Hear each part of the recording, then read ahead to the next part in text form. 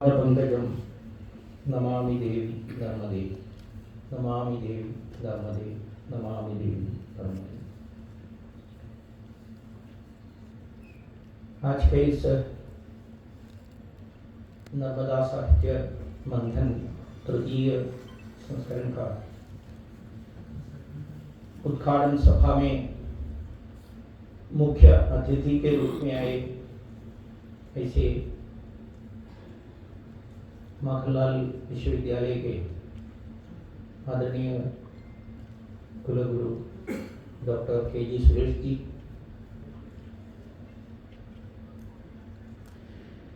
अभी इस सभा में हम सभी को राजा भोज के बारे में, इस धार नगरी के महत्व के बारे में थोड़ी शब्दों में हेतु क्या स्पष्ट रूप में समझाया।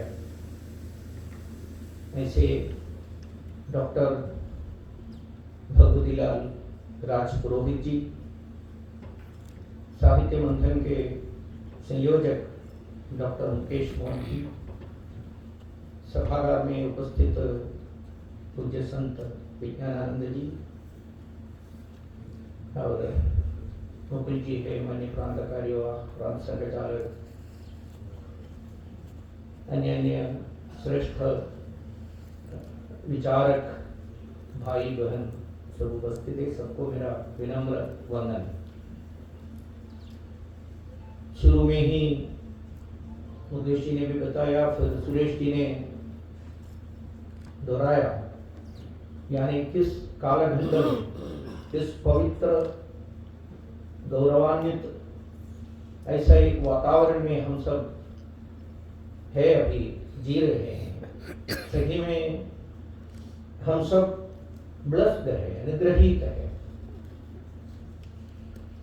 हम जो कुछ किए हुए पुण्यों के पुण्याई के फल है क्या, या हमारे पूर्वजों ने किए हुए पुण्याई के फल है क्या, हमारे पूर्व जन्म में कुछ किए हुए पुण्याई के फल है क्या, जो भी हो, हम उस प्रकार के एक पवित्र कालखंड में, वातावरण में, पुनीत कालखंड में जी रहे हैं।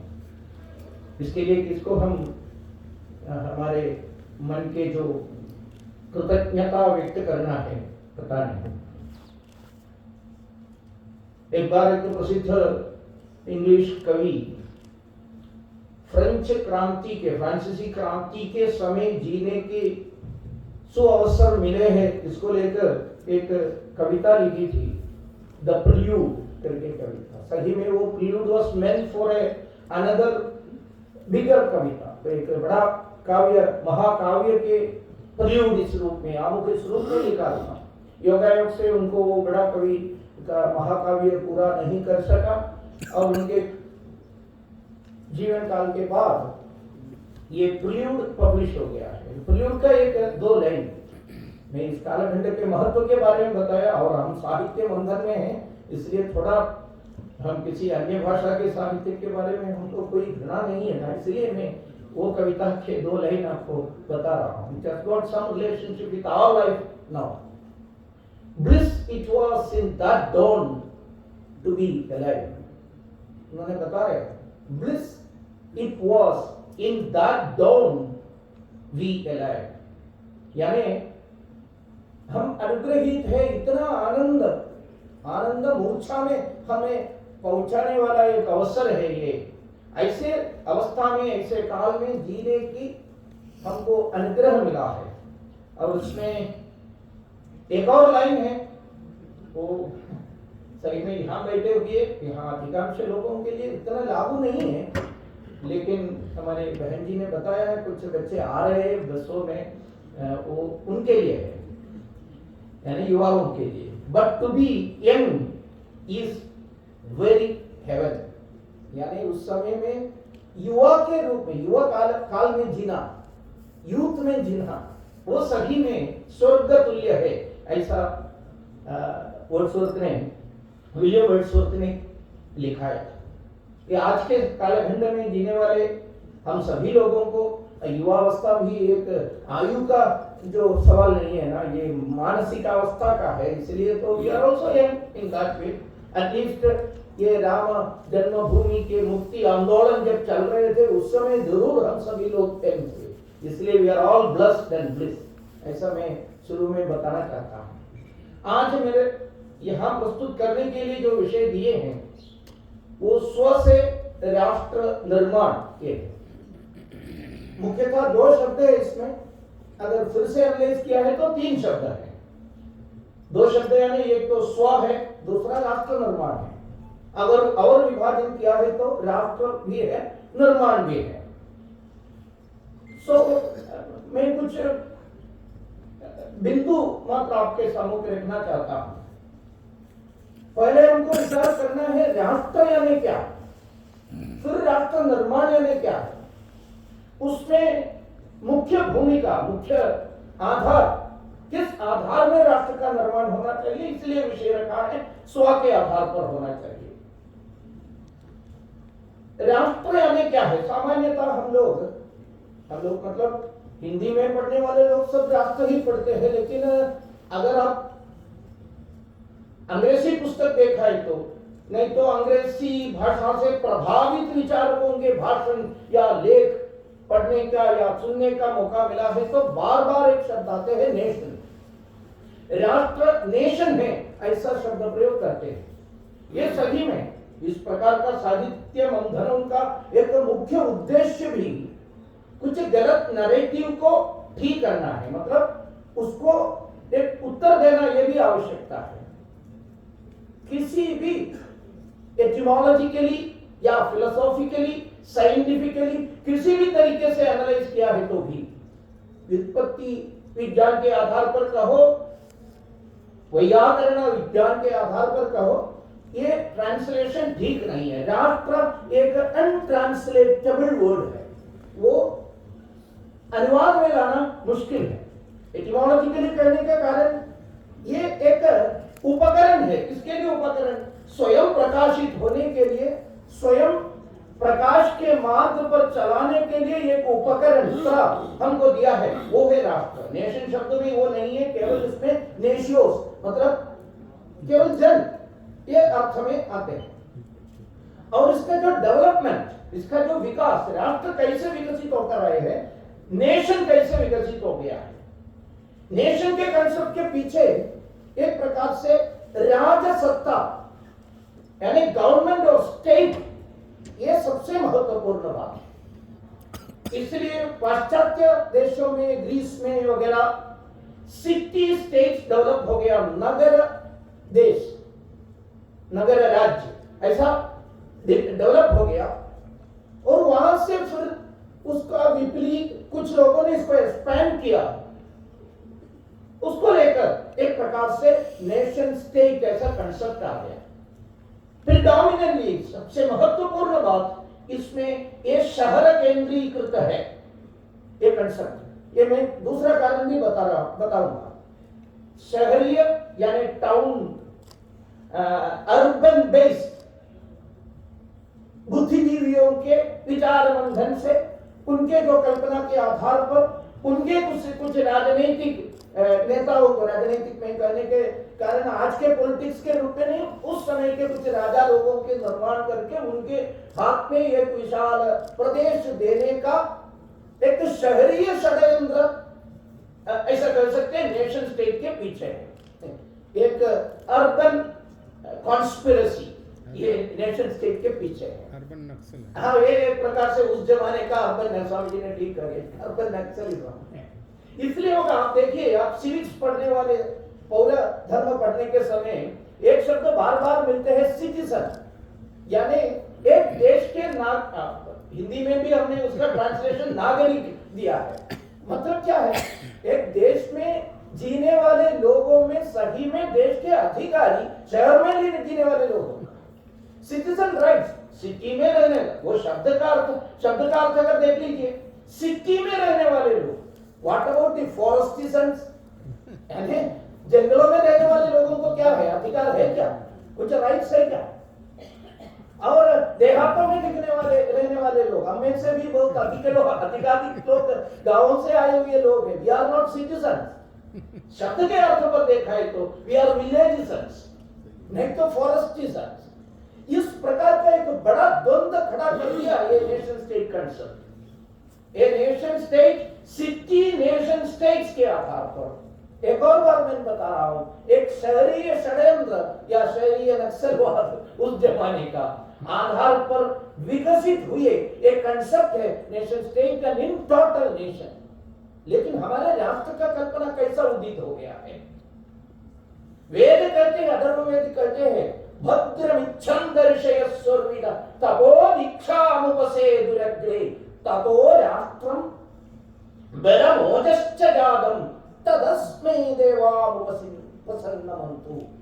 देव लोग भी नमस्कार करते हैं किसको? भद्रमिच्छं दर्शयस्वर्विदा। भद्र का इच्छा किया कुछ लोगों ने, किसका? मेरी भद्रता, मेरे परिवारजनों के भद्रता, बस उतना ही है, पड़ोसी लोगों का भी नहीं है, ऐसा विचार करने वाला लोग नहीं है। भद्रमिच्छन्द स्वर्विदा, उस लोक में मैं सोचता हूं सबसे महत्वपूर्ण शब्द स्वर्विदा शब्द है। स्वर्विदा सबके लिए, पूरे विश्व के लिए, पूरे संसार के लिए। इसमें केवल ह्यूमन राइट्स केवल नहीं है, मनुष्य कुल केवल नहीं है, जानवरों को, ऐसा जानवर हम भी जानवर है, ठीक है, जानवरों का भी, पेड़ों पौधों का भी, नाग का भी है, पहाड़ों का भी है, समुद्रों का भी है, नदी का भी है, संपूर्ण प्रपंच सृष्टि मात्र सबका भद्रता को इच्छा मन में रखते हुए तप किए हुए ऋषियों के, उन्होंने तपस्या की इसके लिए। मैंने बार बार बता रहा हूं, वो केवल उनके लिए नहीं, उनके परिवारजनों का नहीं, और बाकी सभी लोगों के विरोध में किए, ऐसा नहीं। दे डिड द महत्वपूर्ण तपस्या पूरे विश्व के लिए किया। उसमें से निकला है तेज, ओज, चैतन्य और राष्ट्र। ये है भारत का राष्ट्र का कल्पना। कब लिखे हुए है, कितने साल पुराना है वेद? कुछ लोग कहते हैं, कुछ लोग यानी मिनिमम जो लोग कहते हैं 5,000 साल के इतिहास है इसका। कुछ लोग कहते हैं उसके भी बहुत ज्यादा है, 50,000 कहने वाला है, कुछ भी हो। मैं उस प्रकार का वेद विद नहीं है, वैयाकरण नहीं है, इतिहासकार भी, भाषा के इतिहासकार भी नहीं है, इसलिए मैं कहीं पर नहीं जा रहा हूं। उतना तो मालूम है सहस्रावधि वर्षों का पुराना है। उस समय से लेकर ये राष्ट्र इट वॉज लाइफ, ये विद्यमान थे उस समय से लेकर। लेकिन आज के मैंने जो बताया ना, ये शहरी षड्यंत्र वाले, नेशन कंसेप्ट में विश्वास रखने वाले लोग क्या कहते हैं? राष्ट्र एक रीसेंट एवोल्यूशन है, समीप काल में आए हुए एक है राष्ट्र। अक्सर कहते हैं, अक्सर मेरे से ही सुने हुए लोग शायद इसमें भी होंगे, एकदम सटीक उदाहरण इसलिए बता रहा हूं। ये शहरी षड्यंत्र करने वाले जो लोग, सिटीजन वाला मामला में विश्वास रखने वाले लोग, उस प्रकार के आइडियोलॉजी में विश्वास रखने वाले एक बुद्धि राक्षस या राक्षस बुद्धि या क्या पता नहीं, वो तो केरल में है। मेरे को शर्म आ रहे वो बताने से, वो केरल के पहला मुख्यमंत्री भी रहे, हम लोग 2 लोग हैं, लेकिन उनको थोड़ा उड़ीसा से भी संबंध है, इसलिए शायद पवैया जी ने ये जगन्नाथ खंड आज उद्घाटन के लिए है। तो संबंध क्या है आप तो पूछ लीजिए बात में। ठीक है, शर्म लग रहा है, केरल के पहला मुख्यमंत्री, वो बहुत बड़ा बुद्धि के व्यक्ति है, ऐसा समझते हैं कम्युनिस्ट लोग, अभी भी कहते हैं। उनको एक पार्टी कॉमरेड ने क्वेश्चन पूछा। कॉमरेड का क्वेश्चन क्या था? ये राष्ट्र ऐसा बहुत बार सुन रहे, ये कितना पुराना है, ये कंसेप्ट क्या है, ये कब शुरू हो गया, ये प्राचीन कंसेप्ट है क्या? ये बुद्धि राक्षस ने इसका उत्तर बहुत मजेदार ढंग से दिया है। मजेदार ढंग से मैं इसलिए बता रहा हूँ, एक कम्युनिस्ट लोगों को उत्तर देने का तरीका एक प्रकार का है, आप एक क्वेश्चन उनको पूछा है तो वो उत्तर सीधा नहीं देंगे, आपको उल्टा क्वेश्चन दूसरा पूछेंगे। उसके बाद ऐसा एक क्वेश्चन उन्होंने इनको पूछा है, विचित्र राष्ट्र के बारे में आप बता रहे वगैरह वगैरह। उसके बाद उन्होंने बताया ये राष्ट्र प्राचीन कंसेप्ट नहीं है, प्राचीन कल्पना नहीं है, ये एक आधुनिक कंसेप्ट है, एकदम मॉडर्न कंसेप्ट है। वो भी आप देखिए It was actually not the main product of that historical process. यानी ऐतिहासिक प्रक्रिया में एक मुख्य उत्पन्न नहीं था राष्ट्र। मुख्य उत्पन्न क्या था? मुख्य उत्पन्न कैपिटलिज्म था, पूंजीवाद। पूंजीवाद जब डेवलप हो रहा था, उसका एक बाई प्रोडक्ट के रूप में राष्ट्र आ गया था। उतना इंपॉर्टेंट ये राष्ट्र, ये नेशन यानी पूंजीवाद के साथ आए हुए। तो सही में मैंने इसमें ज्यादा विस्तार से बस में नहीं जा रहा हूं। राष्ट्र अपने विचार के आधार पर, एविडेंस के आधार पर हम कर सकते हैं ये राष्ट्र कल्पना बहुत पुराने है। वेदों से लेकर कितने भी अपने स्क्रिप्चर से, महाभारत में, रामायण में, सभी में ये राष्ट्र यानी क्या है, राष्ट्र और राज्य का क्या डिफरेंस है, इसका भी डिफाइन किए हैं अपने प्राचीन ऋषियों ने। यह महत्वपूर्ण बात है। राष्ट्र और राज्य करके एक महत्वपूर्ण पुस्तक, और दूसरा राष्ट्र के अखंड प्रवाह, ऐसा भी एक पुस्तक लिखे प्रसिद्ध विद्वान रंगहरि जी ने। कृपया मैं सजेस्ट कर रहा हूँ, यहाँ आए हुए साहित्य भक्त लोगों को सजेस्ट कर रहा हूँ, कृपया वो पुस्तक पढ़ लीजिए, आपको मालूम होगा। इस प्रकार का विषय रखने के समय इसका पूरा अंश आपको समझने के लिए सजेस्ट कर रहा हूँ। राष्ट्र के अखंड प्रवाह, इसमें ये बात उन्होंने बता दी। अपने राष्ट्र का जो निर्माण में, सृष्टि में और निर्माण में, विकास में समाज के सब प्रकार के लोगों का योगदान है। इसलिए उसमें द सो कॉल्ड शहर निवासी लोगों के साथ जंगलों में रहने वाले, देहातों में रहने वाले लोगों का भी, अरण्यवासियों का भी योगदान है। सब लोग मिलकर ही ये राष्ट्र का निर्माण किया है। इसलिए यहाँ ये लोक संस्कृति का ही उत्पन्न है, उपज है राष्ट्र। सब लोग मिलकर, अगर किसी को एक मिलीमीटर या एक कुछ थोड़ा सा ज्यादा योगदान है तो, ऊपर है तो, वो लोग का योगदान सबसे महत्वपूर्ण है। ये क्यों कहते हैं? लोग जीवन में, लोग विचार में, लोग व्यवहार में, लोग व्यवस्था में अभी भी राष्ट्र के मूलभूत वैल्यूज विद्यमान है। अभी भी वो तो बहुत हद तक हम लोग the so called city dwellers, शहर में रहने वाले लोग, राष्ट्र के मूल values, the ethics, civilisational ethics, धार्मिक जो वैल्यूज है राष्ट्र, वो हमारे बीच में बहुत कम है। धर्म राष्ट्र का महत्व सबसे सुप्रधान आधार है, ऐसा बहुत सारे अपने विचारकों ने बताया, हमको सिखाया। वो धर्म का पूजनीय मोहन जी हमेशा एक धर्म का 4 पिलर से बताते हैं। मोहन जी भागवत धर्म का 4 पिलर क्या है? सत्य, शुचिता, करुणा और तपस्या। ये चारों अभी भी विद्यमान हैं, अभी भी लोक जनता के बीच में। लेकिन so called advanced, so called classic, so called civilised, ऐसा कहने वाले हम सिटीजन्स के बीच में वो बातें बहुत कम हैं। लेकिन अभी भी वो लोग सोचते हैं पूरे विश्व के बारे में, सोचते हैं पूरे सृजन के बारे में, नेचर के बारे में, एनवायरनमेंट के बारे में वो सोचते हैं। इसलिए मैंने कहा राष्ट्र निर्माण में उनका योगदान जरा ज्यादा ही है। और दूसरा जो बात, इसमें से मैं ज्यादा उसमें नहीं जा रहा हूं, स्वयं क्या है? ये राष्ट्र का जो मैंने आपको ऑलरेडी पहले ही वर्णन करने के लिए कोशिश किया, स्पेशलिटी ऑफ ए राष्ट्र, और व्यक्ति, किसी व्यक्ति का नहीं तो राष्ट्र का, उनके जीवन का, जो उनके जीवन व्यवहार का, उनके आचरणों का कुछ स्पेशलिटी और स्पेशल नेचर होते हैं। इसको हम सिंपली, सरलता से उस व्यक्ति का हम हमेशा करते हैं व्यक्ति सब, मनुष्य सब समान है, ऐसा करते हैं। फिर भी समान कहने के साथ भी एक सच हम सबको मालूम है, एक एक व्यक्ति अलग है, उनके आचरण के आधार पर, उनके व्यवहार के आधार पर, विषयों के साथ उनका जो अप्रोच के आधार पर व्यत्यस्त है। इसलिए नंद कुमार व्यत्यस्त है और तीनों लोगों के बीच से अलग है। वो अलग, डिफरेंट, ये व्यक्ति को डिफरेंस होते हैं, उस प्रकार देशों का भी व्यत्यस्तता होते हैं। इसलिए स्वामी विवेकानंद इस स्व को दूसरे प्रकार से डिफाइन करते हुए, स्वामी विवेकानंद कहते हैं एक निश्चित विशेष चरित्र का विकास जो एक एक राष्ट्र के जीवन में हुए, समाज के जीवन में हुए, इसको कहते हैं। Again I am saying, Swami ji ने डिफाइन किया एक निश्चित विशेष चरित्र, एक definite special character of a nation. इसको उन्होंने दूसरे शब्दों में एक फ्रांसीसी शब्द, फ्रेंच वर्ड को लेकर उन्होंने बताया, राइसन दे एटर ऑफ दिस आवर एक्सिस्टेंस। हमारे अस्तित्व का कारण, हमारे जन्मोद्देश्य ये क्या है, वो स्व निश्चित करते हैं।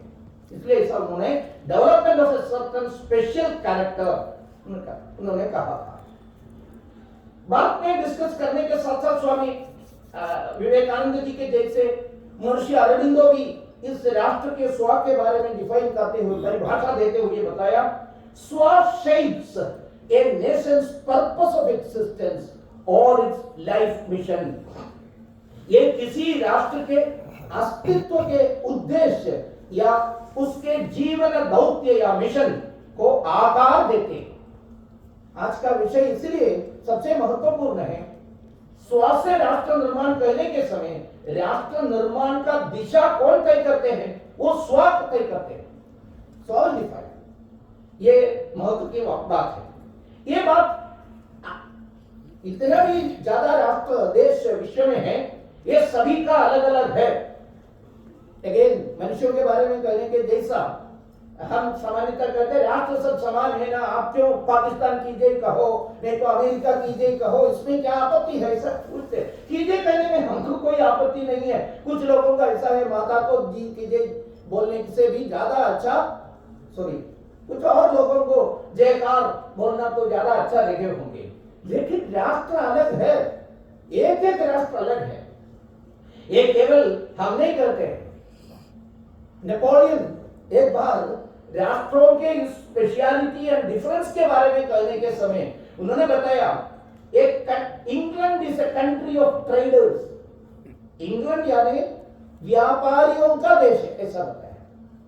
Not only Napoleon, Swami Vivekananda ने भी बताया था। उन्हें बताया राष्ट्र अलग है, राष्ट्र का दौत्य मिशन अलग है, स्पेशलिटी अलग है। इसलिए मैं बता रहा हूं, इंग्लैंड का मूल भाव इकोनॉमिक्स है, अर्थशास्त्र, अर्थशास्त्र को लेकर वो चलते हैं। और फ्रांस का अगर देख लीजिए पॉलिटिक्स है, उनका मूलभूत विचार, एक आइडिया अगर फ्रांस का है तो इट इज पॉलिटिक्स। आपको मालूम होगा बहुत सारे ये फ्रांसीसी political term has entered into the communist parlance. आपको मिले होंगे, आप लोगों को आप लोग सुने होंगे प्लीनम। प्लीनम तो कहीं हिंदी या भारतीय या इंग्लिश शब्द नहीं है, it has reached from France. So politics has defined France के सब प्रकार के विचार और व्यवहार को राजनीति निर्माण सजेस्ट करते हैं। भारत को क्या है, स्वामी विवेकानंद ने ही डिफाइन किया। भारत के स्व, भारत का जो स्पेशलिटी को डिफाइन किया है वो धर्म है। धर्म कहने से ही हम जैसे दक्षिण से आए हुए लोगों को कोई कंफ्यूजन नहीं है, धर्म शब्द सुनते ही इसको दूसरा अर्थ है ऐसा नहीं लगेगा। लेकिन क्या करूं, आप लोगों के भाषा में, आप लोगों हम सभी का भाषा है, हिंदी में धर्म का जो अगर अर्थ पूछा है तो व्यवहार में आता है religion.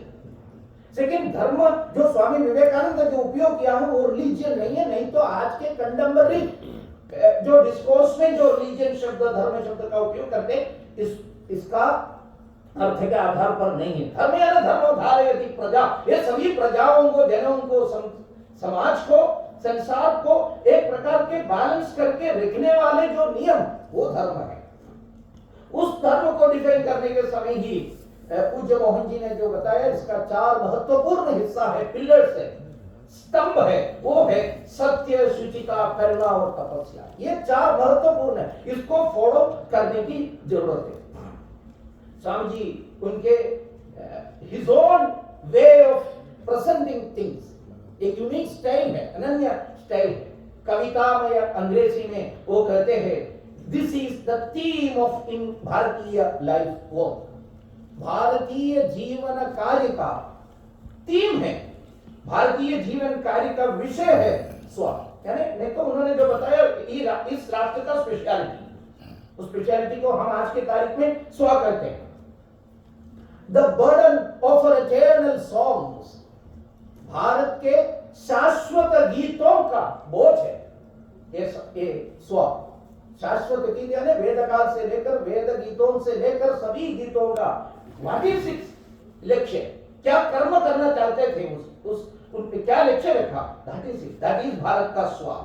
The backbone of our very existence, उनके सभी अस्तित्व का रीढ़ है ये स्वा राष्ट्र का। और again he is saying the foundation of our being, उनकी उपस्थिति का आधार है, उपस्थिति का आधार है। फिर उन्होंने वो शब्द प्रयोग किया, the raison d'etre of our very existence, the spiritualisation of human race, the spiritualisation of human race, पूरे मानव जाति का आध्यात्मिकीकरण, ये है इनका कारण। ये नहीं तो इसको कहते हैं रेसनडिएटर, ये स्वा, अपना जो सेल्फहुड, अपना जो आइडेंटिटी। हम बार बार स्वा स्वा स्वा करते हैं, पूज्य मोहन जी स्वा का उपयोग करते हैं, इसका सही अर्थ क्या है, इसके बारे में हम सोचने की जरूरत है। वो स्वा तय करते हैं अपना जो लक्ष्य, वो लक्ष्य है, दैट एंड है पूरे संसार का आध्यात्मिकीकरण। इसको समझकर ही अर्नोल्ड टॉयनबी जैसे विचारकों ने बताया, इस विचार में पूरे विश्व आना चाहिए है, नहीं तो सर्वनाश के पद पर उस गर्त में हम पतन हो जाए, हमारे पतन हो जाएगा, ऐसा टॉयनबी ने भी बताया। ये राष्ट्र इस प्रकार के सिविलाइजेशनल वैल्यूज को, मूल्यों को आधार बनाते हुए, ये स्वाद को डिफाइन किए हुए रास्ते से, सहस्राब्दियों से उनका प्रयाण प्रारंभ किया। इस राष्ट्र का विकास उन्होंने कर दिया, अपने पूर्वजों ने कर दिया। इसके आधार पर on the basis of the, Swami Vivekananda कहते हैं, on the basis of this special identity, इसको हम कहते हैं स्वा, of the people who constituted that society. एक समाज के अंदर जो लोग हैं, उन लोगों को एक स्पेशल आइडेंटिटी या स्वा है, वो स्वा के आधार पर सहस्राब्दियों से विकसित हुए एक राष्ट्र ये है। इसलिए राष्ट्र यानी उस पहचान वाले लोग हैं। नेशन इज पीपल ऐसा कहते हैं, राष्ट्र यानी लोग है ऐसा कहते हैं, लेकिन वो राष्ट्र का लोग यानी कौन है, वो स्पेशली हम समझने की जरूरत है। कोई शक नहीं इस विषय में। ये कहने के समय ये थोड़ा फंडामेंटल विचार है, थोड़ा कम्युनल विचार है, ऐसे कुछ लोग करते हैं। इसमें कम्युनलिज्म नहीं है। इसको, इस स्वा को मेरा स्वा है, ये मेरा सेल्फहुड है, मेरा आइडेंटिटी है, ऐसा विचार रखने वाले लोग यानी राष्ट्र। मतलब ये स्वा को फॉलो करने वाला ही लोग है। लॉन इज भारत राष्ट्र, इस स्वा को फॉलो करना। इसलिए नेशन इज पीपल कहने के समय, राष्ट्र लोग कहने के समय, लोग का कुछ विशेषण है, वो विशेषण यहां लाने के लिए मैंने कोशिश किया। राष्ट्र यानी उस पहचान वाले लोग, ये है राष्ट्र, ये समझने की आवश्यकता है। इस पहचान और स्व के विशेषताओं के बारे में बहुत सारे लोगों ने बताया है। इसमें एक एकदम अनएक्सपेक्टेड, अनपेक्षित ऐसा कर सकते हैं। ऐसे व्यक्तियों ने भी बड़ा बड़ा पुस्तक लिखने के बीच में ऐसा ही अंदर से डिविनिटी बाहर आए होंगे, ऐसा उन्होंने भी लिखे हैं। ऐसे एक व्यक्ति के बारे में, व्यक्ति के पुस्तक के बारे में बताऊंगा। पुस्तक का नाम बताऊंगा, डिस्कवरी ऑफ इंडिया। वो कौन लिखा है, कितना भी भारत के विरोध में लिखा है, तो भी डिस्कवरी ऑफ इंडिया में अलग अलग जगह पर झलक मिलते हैं। ट्रू हिंदू फिलोसफी भी उन्होंने लिखा है। कौन है, आप सभी को मालूम है। उन्होंने इस राष्ट्र का, भारत का स्पेशलिटी के बारे में बताने के समय उन्होंने भी वही बात बताया। देश का जो स्पेशलिटी, स्पेशल कैरेक्टर, वो अलग ही है। भारत का अमेरिका से, जर्मनी से, चीन से अलग है। ऐसा ये यूनिवर्सल सिटीजन ऐसा कहने वाले व्यक्ति जवाहरलाल नेहरू ने बताया है उस पुस्तक में। Different Nations define their behavior and selection of symbols even on the basis of this special character. स्वा के आधार पर अपने सिंबल्स तय करते हैं। इसलिए उन्होंने उदाहरण दिया, अमेरिका के जो सिंबल क्या है, कौन सा जानवर या पक्षी है? ईगल है, यानी चील, चील है ना, ईगल। बाज, हाँ वो तो हाँ ईगल, बाज, चील, ऐसा बहुत सारे शब्द हैं। वो जर्मनी का भी ईगल्स है, चील है। चीन का ड्रैगन है। अपने Jawaharlal Nehru ji Discovery of India में कहते हैं, अमेरिका और जर्मनी के लिए चील, चीन के लिए ड्रैगन शत्रुता का संकेत है। ये शत्रुता का संकेत है, एनिमोसिटी का सिम्टम्स है, एनिमोसिटी। बाकी लोगों के तरफ उनका जो शत्रुता अभी भी है ना। हम तो अमेरिका के बारे में कहते हैं, हमारे बच्चे भी बहुत सारे लोगों का वहां काम करते होंगे, लेकिन ये पढ़ने के लिए भारत में यूनिवर्सिटी सब खराब है जी, इसलिए तो अमेरिका में भेजे होंगे। भेज दीजिए, मैं ऐसा नहीं बता रहा हूँ। सबसे सच्चाई सब वहां से लेकर इधर आइए, इधर आकर इसको समर्पण कर दिया, वहां रहना नहीं चाहिए, बस उतना ही। अमेरिका इस शत्रुता के सिंबल को अपना राष्ट्र का सिंबल अपनाया, शत्रुता का सिंबल ईगल। अभी भी आप देखिए, यूक्रेन और रूस के बीच में युद्ध है।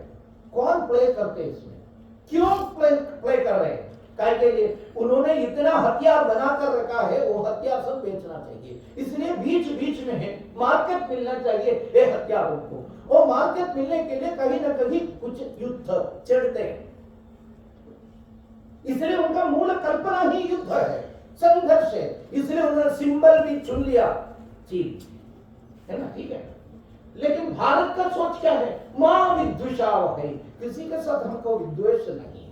हाँ, अधर्म करने के लिए आ गया है तो हम हमारे सही रूप दिखाएंगे, वो दूसरा विषय है। राम इतना शांतता का प्रतिरूप था, लेकिन जब युद्ध स्थली में आने के समय रणचंडिका का अवतार है, ऐसा बहुत सारे रामायण कर्ताओं ने, चरित्रकारों ने शक व्यक्त कर दिया। वो कौन है? वो इतना एक तांडव कर रहे हैं, वो कर सकते हैं, लेकिन स्वभाव है ना हम शांतता से। इसलिए शायद Nehru ji Discovery of India में एक लाइन लिखा है, उन्होंने बताया, eagles for US and Germany, dragon for China are sign of hostility, while Hinduism's mascot animal, the cow is a peaceful animal. America और जर्मनी के लिए चील, चीन के लिए ड्रैगन शत्रुता का संदेश, जबकि हिंदू धर्म का शुभंकर पशु गाय एक शांतिपूर्ण जानवर है, शांतिपूर्ण। और गाय भी जब समय आ गया है तो सही उनके अंदर युद्ध करने के लोगों को निर्माण भी करते हैं। वशिष्ठ और विश्वामित्र के बीच में जो युद्ध का जो जब समय आ गया था, उस समय आपको मालूम है, इसलिए गाय सही शांतिपूर्ण रहना इसका आवश्यकता नहीं है। जब जब आवश्यकता है उस समय शरीर से कितने भी योद्धाओं का निर्माण करने लायक शांतिपूर्ण जानवर है, ऐसा आप कहने क्या? नेहरू जी का जो कंसेप्ट देखिए, देशों के स्वभाव के अनुसार उन्होंने उनके मस्कट एनिमल, उनके लिए शुभंकर ऐसे एनिमल्स को सेलेक्ट करते हैं, सिंबल्स को सेलेक्ट करते हैं। हम भी सेलेक्ट किया, वो गौ माता है हमारा, गौ माता के रूप में। इस राष्ट्र का जो महत्व, राष्ट्र के स्व के बारे में अनेक लोग बताए हैं, मैं ज्यादा विस्तार से इसके बारे में और एक्सप्लेन करने की आवश्यकता नहीं है। महर्षि अरविंदो जब उत्तर पारा में उनके फेमस स्पीच करने के समय उन्होंने बताया, मैं अब यह नहीं करता कि राष्ट्रत्व एक पंथ, एक मत या एक आस्था है, मैं कहता है कि ये सनातन धर्म है जो हमारे लिए राष्ट्रत्व है, सनातन धर्म है ये हमारे लिए राष्ट्रत्व है। पूजनीय गुरु जी